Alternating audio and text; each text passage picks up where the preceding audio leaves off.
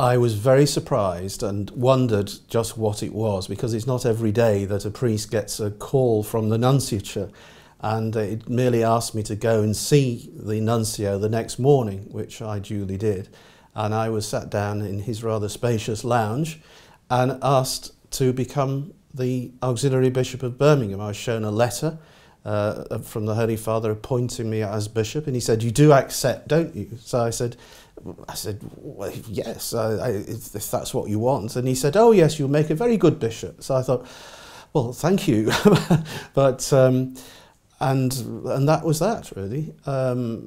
I suppose I could have said no, but I always believe in not asking for anything, but never refusing. So that's always been my policy in the priesthood so far.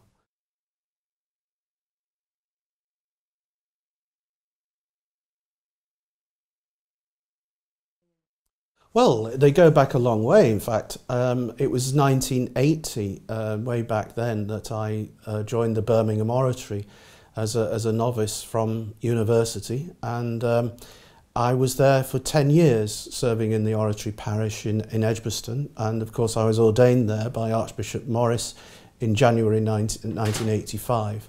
So I had 10 very happy years there, and I must say I'm rather looking forward to going back and renewing my friendships in the city.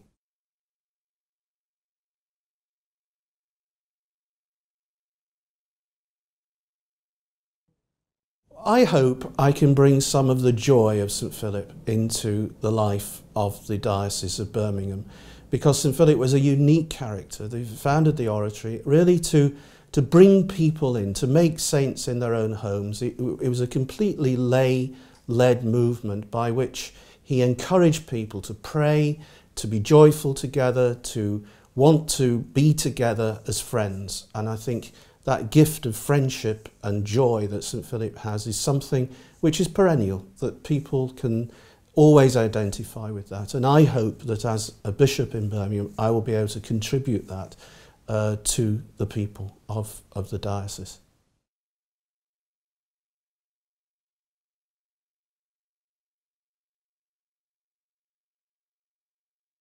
Well, Newman, of course, is a very important figure in the history of the Church in this country. And, of course, his life is characterised by his search for the truth. And he would brook no delay in searching for that truth, in finding where that truth lay, because his intellectual abilities were such that he wanted to get to the root of things. And certainly that's his study, his prayer, led him into the full communion with the Catholic Church, as we know. And he came to Birmingham in order to found the Oratory and to be of service to the Church, to the poor of Birmingham, and also to, again, as a son of St Philip, to bring that joy of St Philip into the hearts of his people.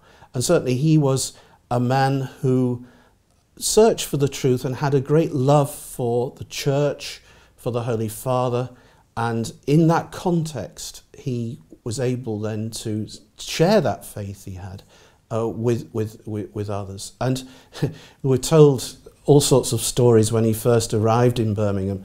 Some of the people were so poor that he had to pick the lice out of the confessionals when he was down at Digbeth, and he had to stay up into the night in order to care for people and to accompany them in the poverty that they had at that time.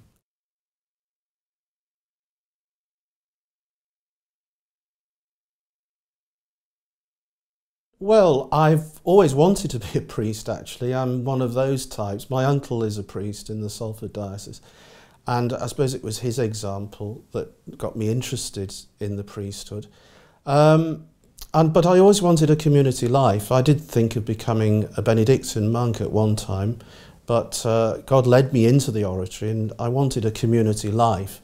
And I remember visiting the Oratory way back in 1980, and it was there that I found a group of totally dedicated priests, of priests that were interested in spreading the kingdom of God. And they were, those old fathers at Birmingham were a very great example to me, and inspired me really into the priesthood, and remain as an example. I remember old Father Philip, Father Philip Lynch, who'd been ordained in 1914, and he died only in 1989, and he prided himself that he'd seen, not only that he'd seen Queen Victoria and he'd met Pius X twice, and that he'd also seen W.G. Grace play cricket in Dublin. So the great characters, and I have very warm memories, and they're a great inspiration in the priesthood.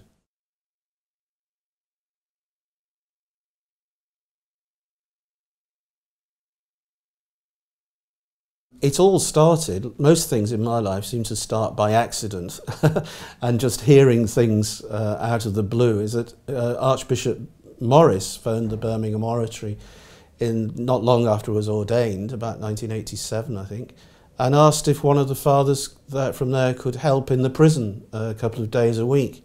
And really I've never looked back in that ministry since then, in Winson Green in Birmingham, and then in Oxford Prison before it closed, and then now in Bullingdon Prison, where I still have a role as well. But it's a wonderful ministry in that one sees people really with nothing. And we talk about poverty, but there is a poverty in a prison that really very few of us will have experienced, because it's a poverty of spirit as well as a poverty of a physical poverty.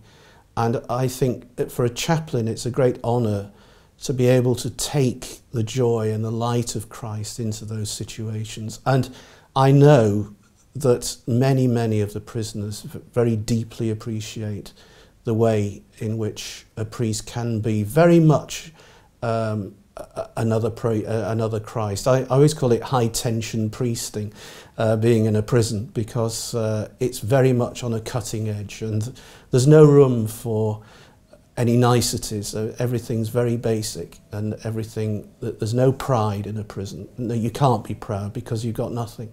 And I think it's a great privilege to be able to be a priest in those circumstances, and I love it.